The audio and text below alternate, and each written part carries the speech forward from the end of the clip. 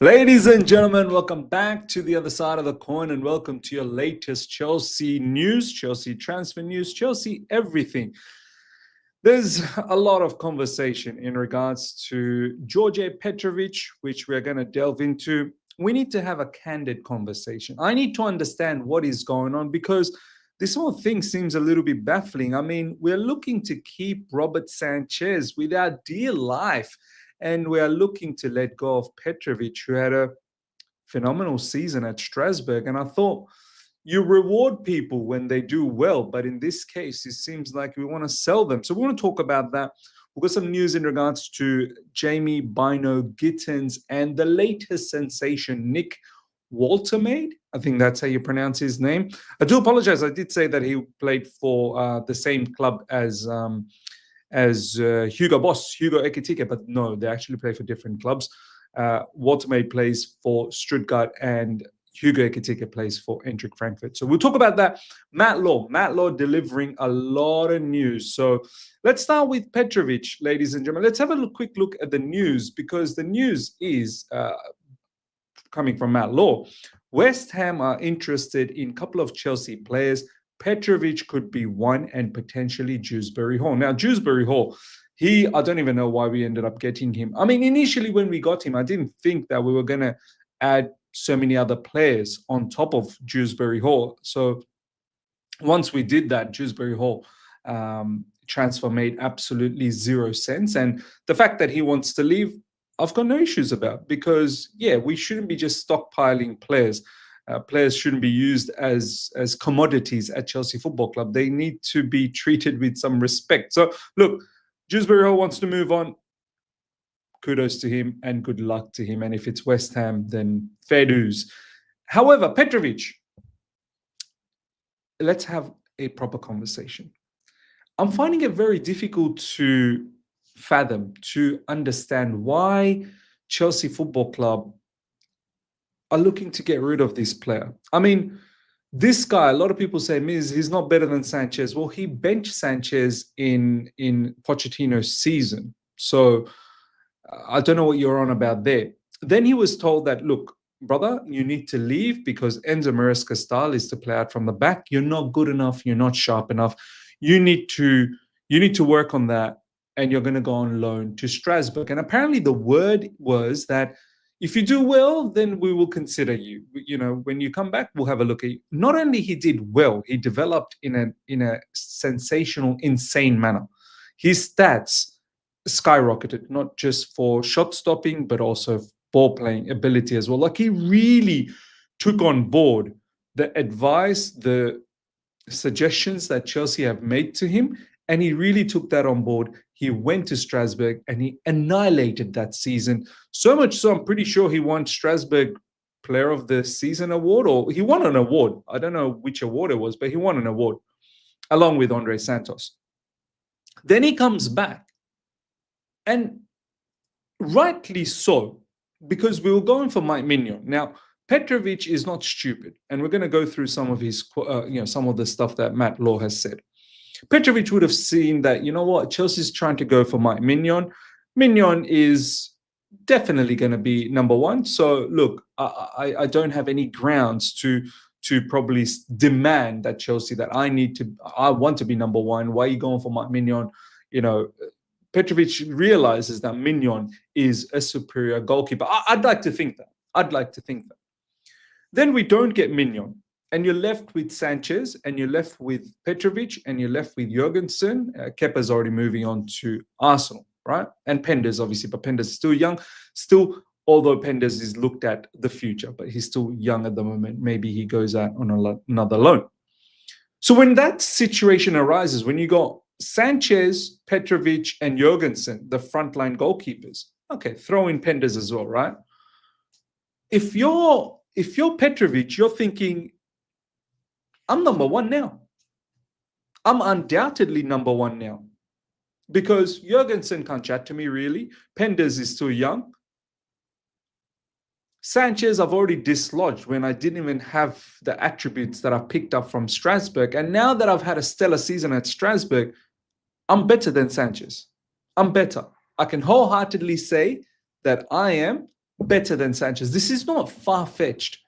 This is not too far-fetched to think in this manner.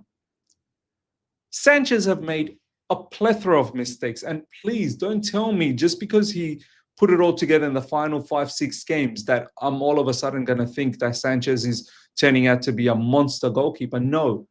Sanchez have done these type of mistakes all his career, not just at Chelsea, but at Brighton as well. All his career he's done that. So now you have a situation as Chelsea hierarchy thinking, okay, we've got a goalkeeper that's done well, and we've got a goalkeeper that's iffy. That's definitely a bit, bit shaky at times. Can lead us to errors that can concede goals, right? The smart thing would be we're keeping Petrovic. We don't need to go out there in the market. We tried to go out there in the market to get Mike Mignon. We don't need to do that. We didn't get that. We keep Petrovic, let him be number one because he's on the right path, and let Sanchez be number two, or if not, we need to find a solution. Instead, Chelsea are thinking, do you know what, Petrovic, cha-ching, money, we're going to cash in on him and we're going to keep Sanchez. I don't get this. Surely not everything is about money, man. There comes a point where you have to make footballing decisions so that your team can compete at the highest level. Keeping Sanchez makes zero sense from a footballing point of view. When you've got Petrovic, and I'm not even saying Petrovic is the levels, but Petrovic from that mob is far better. Unless we are truly thinking we're going to go back to Mike Mignon again and we're going to upgrade. If we're truly thinking that we're going to get a better goalkeeper, then I get it. You want to get rid of Petrovic. But if we're not doing that, getting rid of Petrovic and the fact that Petrovic is not even involved in Club World Cup, it baffles me massively. And now everyone's trying to paint the picture that Petrovic is the bad guy. Petrovic is the one that's come to Chelsea and he's demanding to be number one. If you're not going to get Mike Mignon, I think he's got every right to demand to be number one, And this whole idea means, Sanchez's market, his stocks are low. Get him to play. Oh, yeah. Get him to play in the Club World Cup and his stocks are just going to rise upwards. If anything, if that's what happens, he does well. Chelsea going to end up keeping him more. Chelsea be like, do you know what? He's actually pretty good, We might as well just keep him. This whole total thing is a bit of a farce to me. There has to come a point where we need to prioritize football ahead of finance. There are times where fair enough. There are certain players you go, okay, we'll make money out of this player. But then there are certain times you just have to put the team ahead of finances, man, or else how are we meant to compete at the highest level? Let's have a look at some of the comments that Matt Laws made about 3 weeks ago. Petrovic basically said, if I'm to come back and play for Chelsea, I want to be guaranteed that I'm the first choice. I now consider myself as a first choice goalkeeper. This isn't something crazy for Petrovic to say. It really isn't. He had a top season at Strasbourg. He demands to be a number one goalkeeper somewhere. Of course he does. And if Chelsea ain't going for Mignon, he should be number one. This was obviously 3 weeks ago when maybe Mignon news wasn't, up in the air. But Chelsea have obviously since then gone for Mignon and been unsuccessful. Chelsea don't feel they can give Petrovic that because they don't feel they're at that stage with him. See, that's the thing. I feel like Chelsea from the get-go just never rated Petrovic. But the problem is you may not rate someone, but surely you should be open to think that they can change my mind, which in this case, I feel Petrovic did. But it's like Chelsea don't want to feel that way. We've fixed our perspective on him that we don't rate him and that's it. Case closed. We don't want to change he's gotten better. You can change your opinion. Chelsea would want him to come back to fight to be number one, and he wouldn't probably start as number one. He wouldn't probably start as number one, and I think that's disrespect. Why? Jurgensen's in front of him, Sanchez in front of him. That's mad. Petrovic basically, from what I'm told, said, well, I prefer not to go to Club World Cup. I'd rather look at what I believe my options are to leave. Well, fair. If he's not going to be given number one opportunity, why is he going to go to Club World Cup to be a bench warmer? He should have been the number one goalkeeper at Club World Cup. He really should have. I mean, it should have been my Mignon, but when we didn't get Mignon, it really should have been him. I understand from Petrovic's point of view. He wants to be number one, deserves to be number one. So he asked not to go, so they didn't take it on. Chelsea said that if he wanted to go and if he was willing to compete without any guarantees, then he would have taken up one of the goalkeeping slots on the Club World Cup. Why? Why will he go and just go, yeah, I'll just go and compete? There's no competition.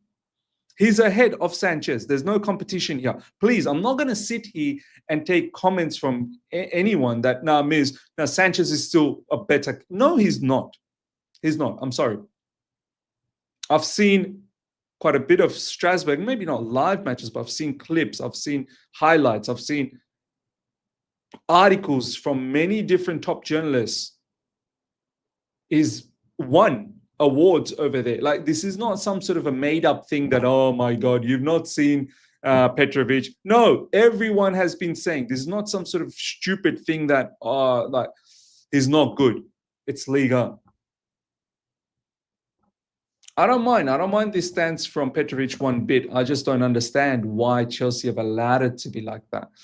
I'm told that he's a nice lad. I think he's a headstrong lad because I think this time last year, when it was made clear to him, you won't start this coming season as number one because Maresca doesn't see you as a style fit for him at this stage. I think he then also made it clear this time last year that if he wasn't going to be number one, having spent the season at number one, then he would rather look for something elsewhere. So I think he's headstrong. He clearly knows his own value and his own worth. Good on him, man. 100% he knows his own value, he knows his own worth, and he is headstrong. It's good to have characters like that. I wish this type of character stayed at Chelsea as opposed to being sold. It's almost as if we don't want strong characters. We want pansies. We want crybabies. We want mediocrity. If you're too headstrong, not for Chelsea. I'm sorry. Yes, people. A lot of people say that maybe it's Ben Roberts, our goalkeeping coach, who favors Sanchez and Sanchez gets his way at Chelsea Football Club. I don't know, man. I mean, he shouldn't have this much power. Ben Roberts should not have this much power. But ladies and gentlemen, let me know your thoughts in regards to all of this nonsense. Petrovic looks like he's going to move on. And the crazy part is he's linked with West Ham now. Apparently West Ham, probably could come for him. Imagine strengthening West Ham. Imagine West Ham having a stronger keeper than us. That's pretty mad for me. But yeah, ladies and gentlemen, let me know your thoughts. Next up, ladies and gentlemen, Matt Law goes on to say, Gittens will happen. Gittens talks remain. I think there is optimism that will happen. So, ladies and gentlemen, Gittens, it didn't happen for Club World Cup. It looks like will happen post-Club World Cup. And Chelsea are very keen. I don't know who else are in for this player. Chelsea are very keen. We've got Chukwuemeka there.